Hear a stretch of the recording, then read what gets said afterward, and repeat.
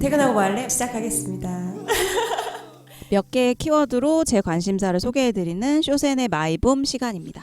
마이붐. 뭐 기계처럼 그 앞부분을 정확하게 똑같이 하시네요. 난 저렇게 신기하다 못하겠어. 신기해. 네. 녹음기 들어있습니다. 네, 키워드 먼저 소개해드릴게요. 자, 네. 첫 번째 키워드는요. 안녕 주정뱅이이고요. 두 번째 이거 키워드는 책인데? 어나더 라운드. 음. 마지막 키워드는 술꾼 도시 여자들. 나 술이랑 관련된 있는 얘기 아니에요? 소개다? 술 얘기. 네, 술 냄새가 좀 진동을 하죠. 이 술 냄새 진동나는 키워드들을 제가 왜 가지고 오게 됐냐면요. 물론 제가 술을 좋아한다는 것도 있지만 제가 최근에 책을 영화와 함께 연관지어서 보고 같이 이야기를 나누는 좀 독특한 독서 모임에 참여하고 있습니다. 트레바리 하나의 클럽인데 그게 되게 사실은 처음에 좀 부담스러울까 봐. 왜냐하면 책 하나 읽기도 힘들고 영화까지 챙겨봐야 되니까. 근데 생각보다 되게 흥미로운 경험이었고 얘기할 때 되게 이게 시야가 확장되고 얘기거리가 좀 풍부해지는 그런 느낌이 들더라고요. 그래서 이제 이거는 약간 여담인데 만약에 우리도 그런 약간 두 가지를 하나의 테마로 이렇게 묶어가지고 이렇게 해보면 어떨까. 근데 만약에 우리는 방송을 하면 진짜 술도 먹어가면서 하는 거야. 아 좋죠. 그러면은 그쵸. 약간 음주 방송처럼. 그럼 우리 네, 집에 못 가 오늘. 예를 들면 요즘 그런 게 너무 없었네요. 또는 뭐 이렇게 음식과 관련된 영화를 하면서 그걸 먹으면서 영화 얘기하면서 뭐 이런 것도 좋잖아요. 그래서 뭔가 두 가지를 우리는 좋죠. 그러니까 우리가 그렇게 한번 해봐도 재밌겠다. 막 그런 생각을 했고요. 자, 키워드로 들어가 보도록 할게요. 자, 첫 번째 키워드인 안녕 주정뱅이는요. 권여선 작가의 단편 소설집 이름입니다. 책이고요. 2016년 좀 됐어요. 창비에서 나온 소설집인데요. 이 2016년에 이 책이 발간됐을 때 그 해에 동인문학상을 수상했던 좀 주목받았던 작품이기도 합니다. 권여선 작가가 이제 이게 후기를 뒤에 이제 남기기도 했는데 이 작가 본인이 굉장히 술을 즐기시는 분이에요. 그러니까 이런 거잖아요. 술을 너무 좋아하면 술을 먹고 싶어서 이유를 만드는 스타일. 약간 저는 공감하거든요. 그러니까 비가 오면 술 먹어야 되고 그쵸. 날이 좋으면 술 먹어야 그렇죠. 되고 날이 안 좋으면 안 그러니까 좋다고 안 술을 좋으면 먹어야 먹어야 되고 되고. 술 먹을 이유 만드는 거 너무 재밌거든요. 좋습니다. 근데 이 책 자체가 공감이 안 되고 있어. 아니 공감되는 게 저도 예전에 막 공된다고요? 돈돌님? 아니 제 직장 상사가 일찍 끝나면 일찍 끝났으니까 마셔야 되고 늦게 늦게 끝나면 아유 고생했으니까 고생했으니까 고생을 하셔야 되고. 맨날 새벽까지 그렇게 끌고 다녔거든요. 죄송합니다. 제가 대리 사과 드리겠습니다. 그런데 이 책 자체가요, 이제 단편들이 술을 테마로 엮었긴 했는데 저는 그래요. 애초에 이런 의도로 이 단편들을 쓴 건 아닌 것 같고 왜냐하면 술에 대한 비중이 좀 많이 달라요. 그래서 술 마시는 장면이 거의 모든 작품에 등장한다는 정도고 어떤 작품은 술이 매우 중요하고 어떤 작품은 그다지 중요하지 않은 작품도 있습니다. 써놨던 걸 모아서 이렇게 약간 그런 내는 것 거죠. 같아요. 근데 일부 주인공들이 좀 인상적인 게 알코올 중독자여서 치료를 받고 있는 사람이 등장을 한다든지 아니면 술을 되게 독특하게 일상의 루틴처럼 먹고 있는 분이 계세요. 예를 들면 딱 무슨 시간이 되면 딱 어디 자리에 앉아가지고 무슨 술을 먹는 행위를 한다. 뭐 안주를 사가지고 매일 리추어를 그렇게 하면 중독자지. 그리고 뭐 예를 들면 나는 커피잔에다가 소주를 먹는다. 예를 들면 이런 거 있잖아요. 그래서 약간 주정뱅이들이 약간 그런 생활 양식을 되게 리얼하게 녹아냈다. 그래서 내가 읽으면서 와, 이 작가는 100% 주정뱅이다. 제목이랑 잘 맞네요. 확신을 했거든요. 근데 제가 이 모임에 참여하면서 읽었던 책이기 때문에 이 모임에 이제 독후감을 필수로 써야 돼요. 근데 제가 이렇게 이 작품을 해석했어요. 우리가 이제 알코올을 먹으면서 이 알코올 자체가 중독을 부르는 건 알코올이 기댈 곳이 없는 마음에 정확하게 작용하기 때문이다.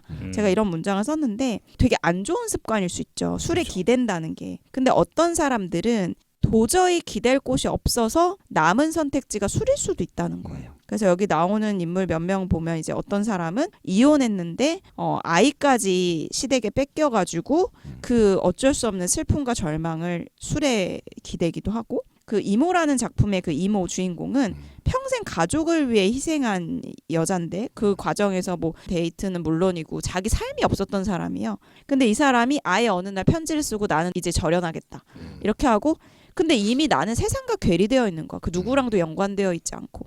그래서 그때 내 삶을 찾는 과정으로 혼술을 이제 주기적으로 이제 하기 시작하는 거죠. 저는 이제 단편 소설집에 조금 주목하는 게 첫 작품과 끝 작품이거든요. 그 주로 제일 좋은 걸 거기 놔둡니까? 그러니까 이거는 시집을 쓰실 때 그러니까 첫 시를 되게 신경 쓴다는 거는 약간 시인들의 약간 알고 있는 보편적인 사실인데 저는 소설집도 비슷하다고 생각을 해요. 그래서 약간 그런 관점으로 들여다봤을 때 그렇기도 하네.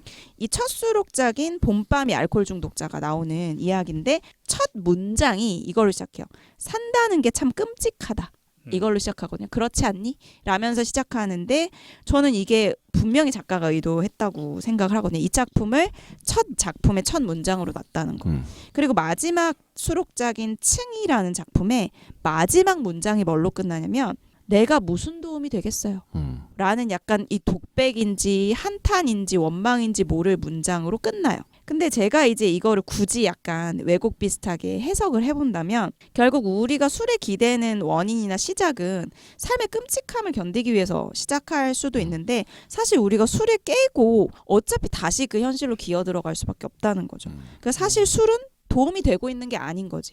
잠깐 환상으로 고통을 잊게 해준다든지 그렇죠. 취기를 빌려서 약간 그걸 미룰 뿐이지 진짜로 해결을 해준다는 거는 아니라는 약간 거죠. 회피지 뭐.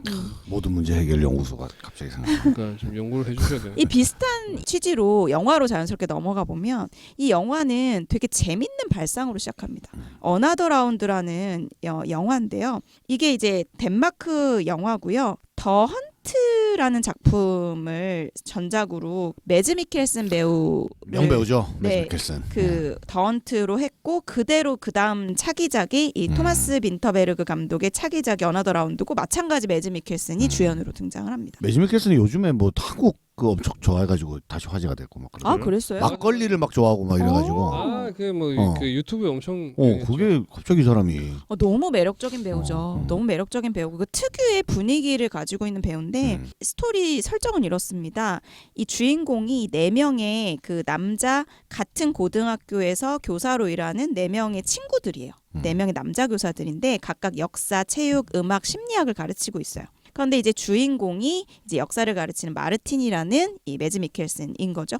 근데 이 4명이 공통점이 좀 약간 중년에 접어들어서 좀 반복적이고 무기력해 빠져 있고 그리고 가족들과의 문제를 갖고 있거나 다들 개인적인 일상의 문제들을 가지고 있어요. 그래서 약간 우울감에 빠져 있는. 근데 이 멤버 중에 니콜라이라는 한 멤버가 이제 40살을 맞이하는 생일 축하에서 이제 술자리를 하면서 이런 얘기를 던져요. 야, 내가 한 철학자의 흥미로운 주장을 들었는데 인간은 사실 알코올 농도가 결핍된 상태에 가깝다. 그래서 오히려 혈중 알코올 농도를 0.05% 정도 유지하면 오히려 더 적당히 창의적이고 인간의 능력을 가장 잘 발휘할 수 있는 상태가 된다는 거야. 나름 납득할 만한 얘기. 과학적인 팩트입니까 그게? 아니에요. 아니요. 이거는 어떤 사람이 그냥 책을 쓰면서 그렇다더라. 한 가설에 불과한데 이게 마치 진짜인 것처럼 이 말이 너무 재밌어가지고 이 영화 감독이 가져온 거죠. 허락을 받고. 그러니까 주인공 마르틴이 그거 그럴듯한데 그거 먼저 실험을 해요. 그랬는데 내가 술 먹고 딱 수업에 들어갔는데 갑자기 수업에 활기가 생기고 리액션 학생들도 저 선생님이 왜 갑자기 이렇게 재밌어졌지? 이러면서 너무 리액션도 좋아지고 막 웃음이 막 번지는 거예요. 그런데다가 되게 냉랭하고 우울했던 가족 관계도 조금씩 좀 풀리는 것 같은 느낌을 받습니다. 그러니까 이런 경험을 공유해요. 그랬더니 나머지 친구들도 나도 해볼까? 그러면서 천천히 도전하게 되는데 결과가 다 괜찮은 거야. 그 막 주변 반응도 좋고 내가 겪었던 문제들도 하나둘씩 해결되기 시작하고. 그러니까 이 마르틴이 주인공 이름은 마르틴입니다. 이 마르틴이 아니 근데 혈중 농도를 꼭 0.05% 맞춰야 돼? 왜 주량도 사람마다 다르고 이 취기를 느끼는 지점도 다른데 나는 조금 더 마시면 더 좋을 것 같다.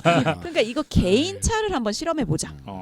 그래서 내가 조금씩 올려보겠다. 그랬는데 조금 더 올려가지고 막 0.08 1 이렇게까지 가니까 더 좋아지는 거야.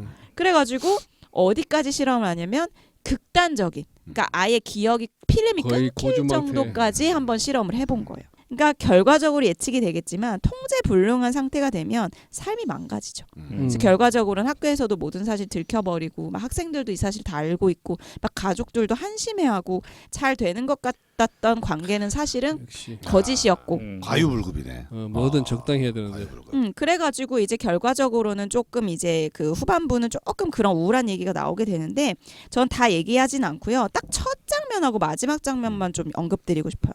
제일 첫 장면이요. 키에르케고르 그 철학자의 한 말이 문장으로 떠요. 검은 화면에. 그게 뭐냐면 젊음이란 무엇인가? 꿈이다. 그럼 사랑이란 무엇인가? 그 꿈의 내용이다. 이 문장이 딱 나와요.